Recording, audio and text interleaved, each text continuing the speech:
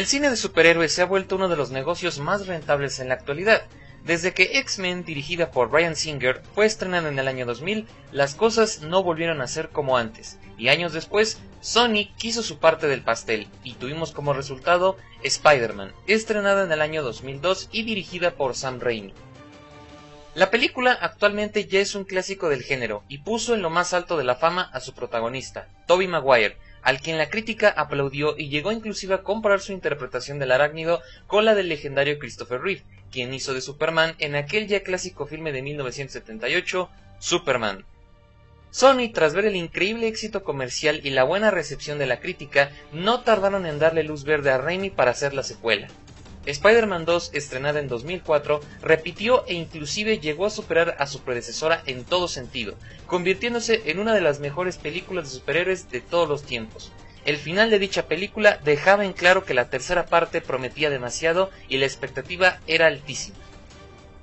Al ser revelado un par de años después el primer avance de Spider-Man 3, la confirmación de que Venom y el Arenero serían los villanos que junto al nuevo Duende Verde incrementaron aún más la expectativa, en especial porque veríamos el debut cinematográfico del malévolo simbiote. Desafortunadamente Spider-Man 3 no tuvo una buena recepción por parte de la crítica. Las pruebas, pues ahí están. La película en general fue la menos buena de toda la trilogía. Los puntos que más se criticaron fue el uso excesivo de la comedia y la muerte de Venom, la cual prácticamente no dejaba ningún indicio de un posible regreso. Hay muchos otros factores que hicieron de esta película la más malona de la trilogía de Raimi, pero no entraré en detalles, eso será tema para otra ocasión. Aún así, el filme rompió récords en taquilla, demostrando que aún con el emo Peter, Spider-Man 3 salió más o menos bien con algunos daños. Sony y su obsesión por seguir explotando esa gallina de los huevos de oro dio luz verde para la siguiente película, Spider-Man 4. Hubo mucho secretismo sobre quién sería el villano principal y de exactamente qué trataría. Dicho filme sería nuevamente dirigido por Sam Raimi y su estreno estaba planeado para el año 2011. Sin embargo, aún con todo y cast confirmados para comenzar ya la grabación, Raimi decidió abandonar el proyecto. ¿La razón? El guión. Raimi no estaba satisfecho con el guión, e inclusive llegó a corregirlo y modificarlo hasta 4 veces, sin éxito alguno. Al final, Sony decidió cancelar Spider-Man 4 tras la salida de Raimi y anunció que se reiniciaría la franquicia, la cual, bueno, como resultado tuvimos esto. Pero, ¿qué hubiera pasado si Spider-Man 4 no se hubiese cancelado? ¿Qué hubiera pasado si Raimi hubiese logrado de alguna forma concretar una buena historia? Usando nuestra imaginación y basándonos en información principalmente de internet, trataremos de deducir cómo habría sido la cuarta entrega de la versión de Spider-Man de Sam Raimi.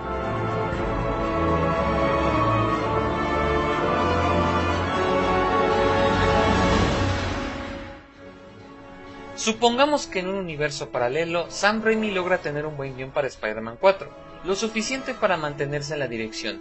Durante una entrevista ya por 2010, Raimi había declarado que Spider-Man 4 pretendería ser la mejor película hasta el momento en la saga. Quedaba claro que Raimi trataría de redimirse por lo que hizo en Spider-Man 3 y lo compensaría haciendo una buena continuación.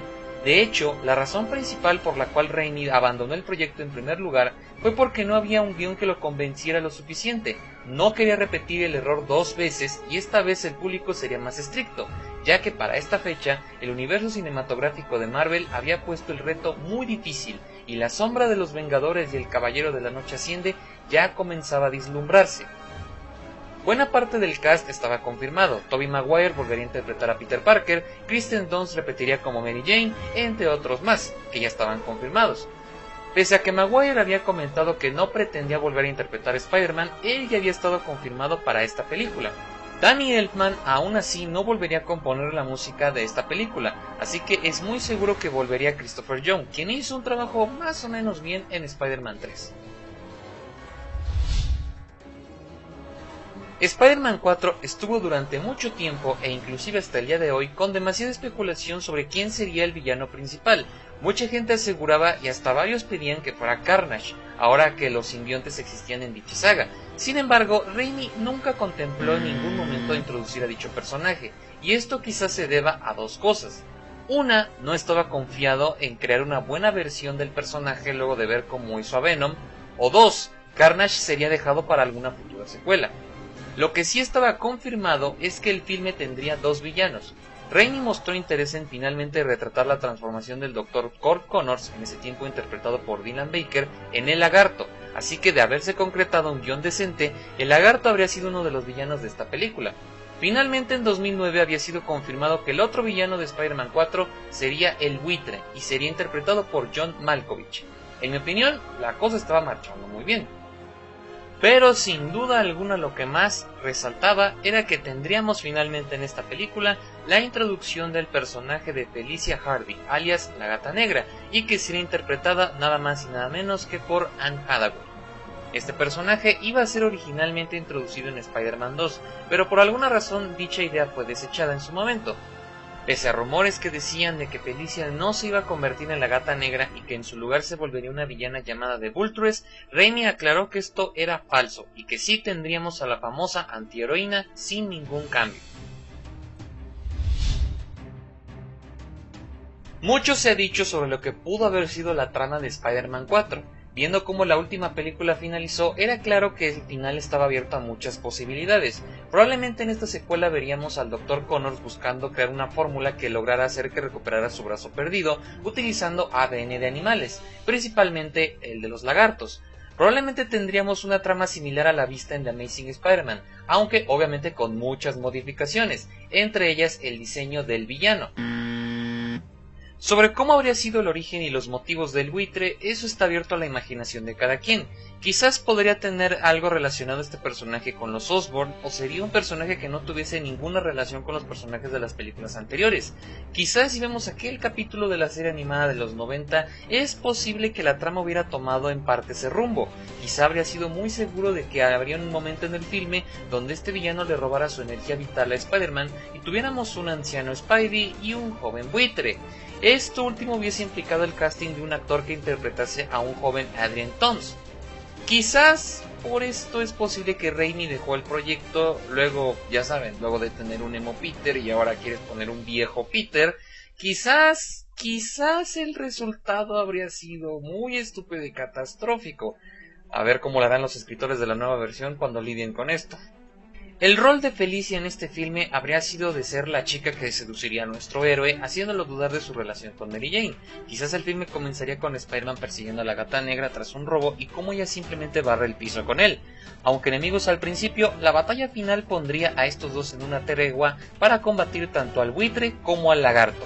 La posibilidad de que Mary Jane sea nuevamente secuestrada y puesta en peligro estaría en el aire. Sobre si moriría alguno de los villanos como en las películas anteriores, hay dos escenarios. Número 1, es que en efecto moriría alguno de ellos. Supongamos que en la batalla final muere el buitre y si quieres igualmente el Dr. Connors. Quizá esto no afectaría en el momento al filme, pero sí a largo plazo. A Raimi le comenzaría a afectar mucho más este efecto de matar a los villanos por el simple hecho de que te quedarías sin villanos para las posibles secuelas. Número 2, tomar un rumbo diferente. Supongamos que en la batalla final el buitre es capturado, encarcelado y el Dr. Connors regresa a la normalidad. Dependiendo de las ambiciones de Raimi, esta cuarta película en sí es el comienzo de una nueva trilogía, y con estos dos villanos presentes y con el potencial regreso de ambos, la idea de una futura aparición de los Seis Siniestros podría ser una enorme posibilidad. Con todo esto comentado y con esto que hemos ideado, ¿cuáles habrían sido las consecuencias a corto y a largo plazo de haberse estrenado Spider-Man 4? Número 1, no habría The Amazing Spider-Man. Es más que obvio, ¿no? Número 2, Andrew Garfield y Emma Stone no habrían alcanzado demasiada fama, al menos no por el momento. En nuestra realidad, Andrew Garfield y Emma Stone saltaron a la fama mundial por el reboot de la franquicia, pero de haberse estrenado Spider-Man 4 no habríamos tenido obviamente The Amazing Spider-Man y con ello el nombre de Andrew Garfield no sería muy conocido más allá de las Islas Británicas. Su futuro es incierto de haber pasado esto, quizá hoy en día lo conoceríamos por otros roles, pero solo unos pocos lo pondrían como candidato a ser Spider-Man. Con Emma Stone es algo diferente, ya su carrera había despegado más rápido y aún sin The Amazing Spider-Man quizás su gran hit vendría en otro momento. Eso sí, es muy seguro que los dos no estarían en una relación romántica. Número 3. Anne Hathaway no sería Gatúbela. Con Hathaway en Spider-Man 4 es muy seguro de que no interpretase a Gatúbela en la tercera parte de la saga dirigida por Christopher Nolan. Otra actriz hubiese tomado su lugar y la historia habría sido diferente. Sin embargo, a diferencia del personaje que llegó Hathaway a interpretar, La Gata Negra, por otra parte, tendría muchísimas posibilidades de regresar en posteriores entregas del Arácnido. Número 4. Los 6 Siniestros. Si vemos bien lo que Raimi pretendía hacer con Spider-Man 4, y agregándole los planes de Sony de hacer una quinta y sexta parte, es muy seguro que tendríamos a los 6 Siniestros. Sin embargo, todo esto depende a final de cuentas si el Buitre y el Lagarto no mueren en Spider-Man 4. Número 5. Spider-Man 5 y Spider-Man 6. Todo esto dependería a final de cuentas del éxito de Spider-Man 4. Si la película cumple con el objetivo de Sam Raimi de enmendar su error por todo lo que hizo en Spider-Man 3 y deja bien plantadas las semillas para una continuación, es seguro que Spider-Man 5 estaría más que planeado. Probablemente hoy la película de la que hablarían todos sería Spider-Man Rise of Electro, lo posible, en vez de Amazing Spider-Man 2. Esto solo es pura especulación. ¿Tú qué crees que hubiera pasado si hubiéramos tenido Spider-Man 4? Dile en un comentario y no olvides dar like, compartir este video y suscribirte. Se despide tu amigo el Doc, nos vemos en otro video. ¡Adiós!